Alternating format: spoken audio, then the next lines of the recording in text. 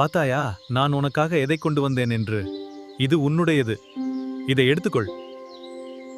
பிடித்திருக்கிறதா?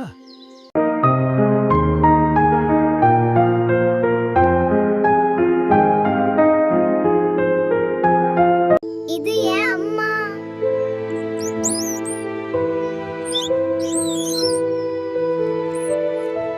அம்மா, காத்திருங்கள். ஓ, என் அருகில் வராதே.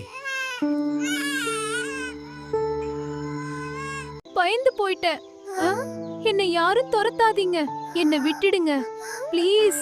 நான் என் பொம்மைய விட மாட்டேன்.